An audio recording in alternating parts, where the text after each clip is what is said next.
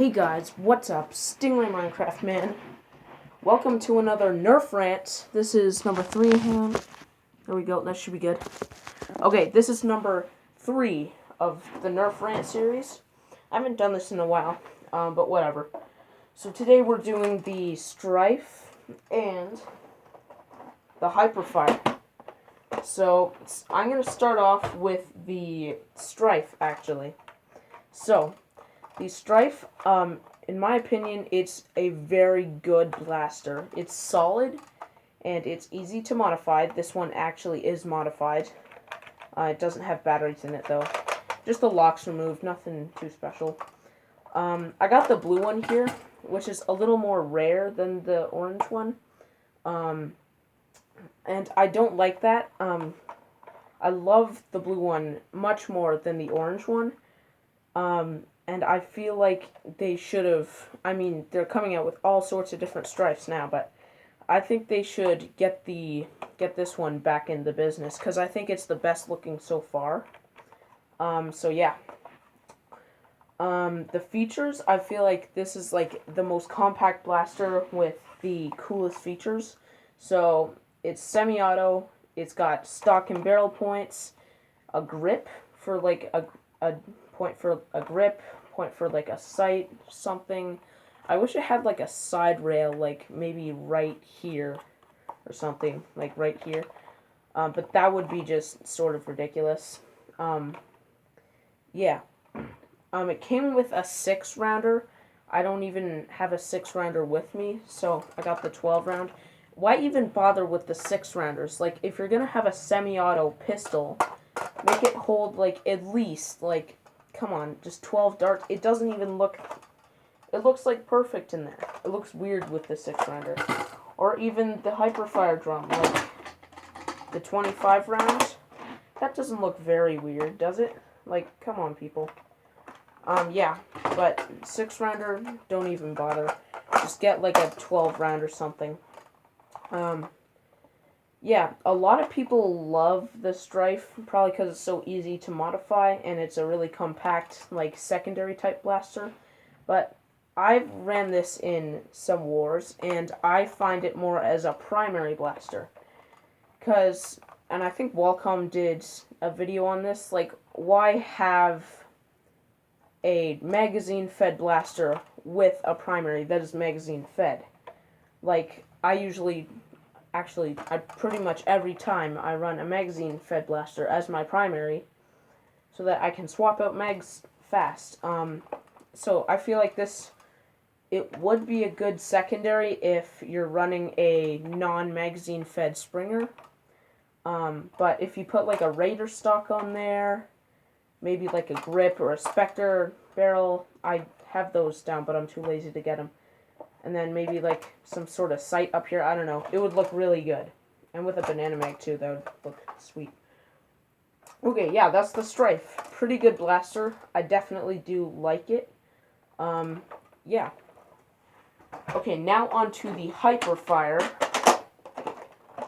A lot of people love it, and some people don't because of they think that the grip's horrible. It's really, it's really dependent on your hand size. I don't even know if that's a word. It's like, mine is like average kid size, and it actually doesn't feel too bad. It kind of goes this little bit here. It like goes into my palm, and it kind of feels a little bit more comfortable. If they did just like a straight stock from like this area, and they like didn't have that part here, I feel like this part would like not be comfortable at all. They should have added, like, if they were gonna do that, then they should have added a chunk in like right there to get an actually better grip. And actually, that's one of my gripes with the Strife. Like, why couldn't you just do a barricade sling mount? Like, you hold it like this, but that part's just kind of, it doesn't feel that comfortable. And I know people do make 3D printed little pieces that just clip onto there, and it's like, it covers that up, but, like, why? Just why didn't you do that? Okay, back to the Hyperfire.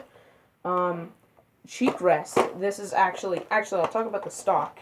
The D batteries in it, it actually balances out the weight pretty well. When you're shouldering it, it feels good. It feels almost like a rubber thing, but it's plastic. Like when you're rubbing your fingers against it. I don't know. Comfortable stock, like good length, just a flat pad here. And then the cheek rest, it's actually really comfortable. I'm surprised they did that. Like this blaster looks weird. Like it looks so weird. Like it doesn't look traditional. And this cheek rest is actually really good. I'm glad that they did that. Also, the two sling mounts, like here and here, that's almost perfect. I wish they did that with like this blaster too, because if you're having a long blaster slung like on this, it's usually down to your leg, and it's gonna, like, if a short person is gonna be using this, then it's gonna drag on the ground sometimes. But still a very good option. I wish they would have filled up the space with like a sling point or something, like right there. But yeah. Magazine, it's 25 round drum. This is, I think, my go-to magazine, because in the Strife I actually oops, that was sort of a trick shot. I just try to like whip out the mag, like whatever that. I shouldn't do that anymore. It hit the camera. Wow, I'm gonna go grab that actually. Oh, man, that was cool. That was awesome. Okay, yeah. 25 round mag gets in the way of this grip. I hate grabbing it here, because it just doesn't look like it's meant to be grabbed here. And these two spots right here, like here and here, they dig in when you're holding it. They just dig in, and it's not comfortable at all. I'll move the camera up a bit. They dig in, and it feels not good at all. So hold it from here, because it actually looks like it's meant to be held from there, with all the grips there. Without the magazine, it looks so weird, like just a gaping hole in the blaster, like right here. Why couldn't you just do it there? Like, that would look good. I guess with the 25 round drum in, it looks better. Yeah, it looks really good. The 12 rounder in looks sort of weird, like with these open portions like here and here, but you know, what can you do? I would recommend using stick mags, like 18 rounds with this one, but if you were really wanting to go, like, harness fully, like, let the power of the rate of fire of this blaster go to the max, you could dual wield them and have 35 round drums in them. So, because you'd just be holding them by the handle.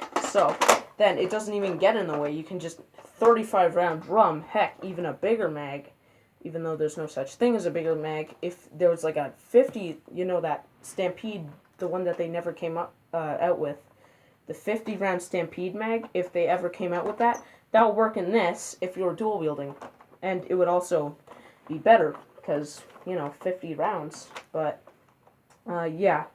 So, digs into your wrist. I don't like it. I could use it like this if I really wanted to, but I just prefer this, because it provides a better grip. And then this sight, I don't know what they did with this, like, white sight here. This. If you want to hold it Call of Duty style, like, oh yeah, and that digs into your shoulder. I don't know why you would do that, but, you know. I guess they put this there for that, but I don't know. It's just a random, I don't know if that's supposed to look like a rail or something. I don't know, just random texture here. The jam door, yeah, that, if you're lining it up with the cheek rest and everything, you can't even see it. Like, you'd have to go in this little portion in the back, and that's not comfortable, obviously. So, yeah, sights, why even use them? Like, you can just aim like that. The tactical rail is in the oddest spot ever. Like, why couldn't you put it here? Or, like, here or something? Because, like, at the front of the blaster, you don't want to sight there, because you'd be looking down the sight's like here, you'd be like, okay. Yeah, but I never put anything on that because it's just so weird. Like, why even bother with the tactical rail? There's a bunch of space here where you could have slapped on, like, a side rail, like, maybe, if you were generous, a bottom rail, like, right here for a grip or something. I don't know, like a rail back here. Another one on this side. There's, like, barely any details on right here. But, yeah. So, jam door is weird, but it's sort of hard to get in because it's such a thick jam door. I understand that that's like the actual conveyor belt that feeds it into the flywheels. And if they didn't have that, then it wouldn't have the rate of fire that it does. But yeah, I have had absolutely no jams with this blaster ever, except for a couple of times when it's like it was at low, like very, very low battery. And I didn't have any more batteries, so I had to use it like that, and it jammed a bunch. So, yeah. If you're going to use this in a Nerf war, obviously put new batteries in it. Whether or not your batteries are new, like relatively new or old, definitely put new batteries in it if you're going to a Nerf war. So, yeah. That's pretty much my opinion on the Hyperfire. Again, I think it's a very weird-looking blaster. And, like, sling points at the front. I don't really like sling points at the front. But, yeah. That's pretty much it for this Nerf rant. Hope you guys enjoyed. And I'll see you next time. Goodbye.